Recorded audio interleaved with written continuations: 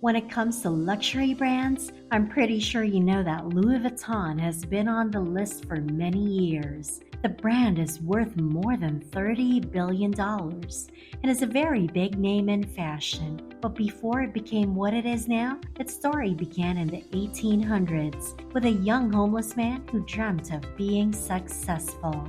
Welcome to Lux Live, and when it comes to luxury and lifestyle, we've got you covered. Today, we're going to talk about a homeless boy who created one of the biggest luxury brands in the world, Louis Vuitton. But before we begin, don't forget to hit that like button and subscribe to our channel. Feel free to click that notification bell to receive updates and be the first to check out our latest videos. Now let's begin. Born and raised in Angers, France, Louis Vuitton was the son of a farmer and a hat maker. Many farmers in France, including the Vuittons, were struggling at the time due to the country's ongoing recovery from the Napoleonic Wars. Louis was forced to work on a family farm from an early age. There, he was tending to the livestock and stockpiling wood for the winter. By the time Louis turned 10, his mother had died and his father had quickly found a new wife. Unfortunately, his life was that of a fairy tale because his stepmother was harsh and made his life miserable. Having had enough, Louis left home when he was 13 and went to Paris, despite having no money with him. In Paris, Louis was lucky to find odd jobs with artists and craftsmen who helped him learn how to work with metal, fabrics, wood, and stone. Despite that, he still didn't have enough money to pay for a place to live, so he ended up being homeless and just slept in the woods with only his cloak to keep him warm. During that time, the first railway line to Paris had just opened, so traveling became easier, which helped businesses to grow. This was taken advantage of by craftsmen who created personalized boxes for the aristocracy. They frequently traveled with artworks, instruments, and furniture, which made the boxes useful for them. Louis chose to seek employment in the trade after acquiring some of the necessary abilities while traveling to Paris. Fortunately for him, a master craftsman named Monsieur Marechal took Louis on as his apprentice. Even though Louis didn't make much money, his willingness to learn helped him in more than one way. He became Marechal's client's favorite, and the French Empress even hired him to make her personal boxes. Louis's popularity grew, and after a year with the Empress, he started his own business. He has a knack for coming up with innovative new products that shift the industry paradigm early on. Back then, boxes were rectangular and made of leather. Water would run off the top of the lids instead of soaking into the leather because of the dome shape. This made it difficult to stack them too. This is why Louis experimented with several materials to find a solution that worked for him. Canvas was lighter, stronger, and less likely to get wet. This made it possible for boxes to have simple, flat lids that made them easy to stack and load. It looked cleaner and more modern. This innovation caught up quickly and became a must-have accessory in just 2 years.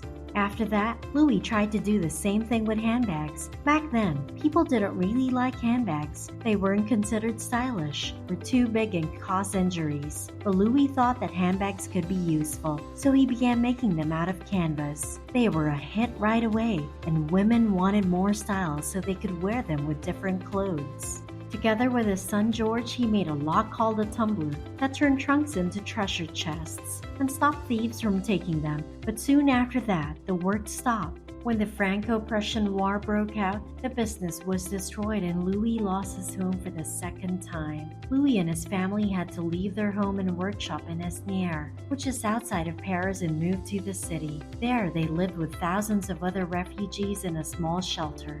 After the war ended, Louis returned home and found out his workshop was destroyed. But Louis didn't lose any time in repairing his workshop and finding a new place with the money he had left over. Luckily, property values fell due to the war's impact on the market. Louis took advantage of the opportunity and bought a business in an affluent neighborhood. Orders from all around the world began to pour in within months of the company reopening.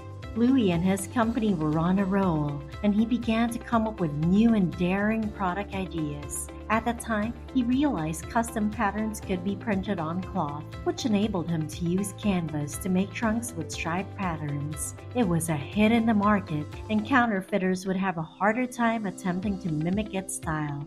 Because of his business's growth, he gained more customers and even opened a shop in London. At that time, Louis was the only designer whose products could be found in both the homes of the rich and the exotic rainforests. His works were so popular that he decided to publish his first catalog to make ordering easier. It was a smart move that would take the business to a whole new level. But unfortunately, Louis suddenly died when he was 72 years old. After his father's passing, Georges continued his father's plans to expand the business and attended the World's Fair in the United States. Fortunately, he encountered John Wanamaker at the fair, who was able to assist him. Upon meeting Georges, he began selling LV merchandise in his New York department store and was the first store in the United States to carry their products. During this time, Georges assigned his father's monogram, a floral motif with the letters L and V intertwined. The new design quickly gained popularity, and from that moment on, Georges and his son Gaston continued to build new designs in Louis' footsteps. Like his father, he was destined to lead the company to greater heights. However, history sadly repeated itself. He died, leaving his son Gaston to fulfill Louis' unfinished ambitions on his own. However, after Gaston's death, sales declined. The company sought help from Henry Rackemeyer, the husband of their sister. Henry then used his sharp commercial skills to transform LV from wholesale to retail and to enter the Asian market. In just 6 years, LV's sales rose from $20 million to more than $250 million. During this time, Henry took LV public and managed to sell out all 1 million shares of the company's stock.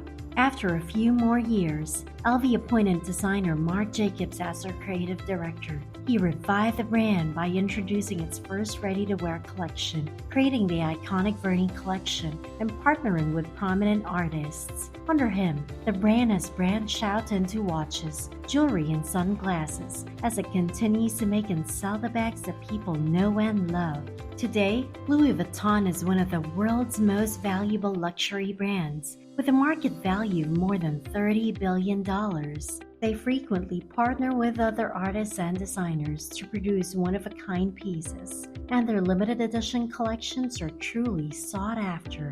This, along with their long history of classic designs, makes us eager to see what more this brand can offer. If you enjoy this video, make sure to hit the thumbs up button, click subscribe, and hit the notification bell to receive updates in our latest videos. Also, feel free to leave us a comment. If you want to watch more videos, head on over to our channel to see more from Lux Live. See you!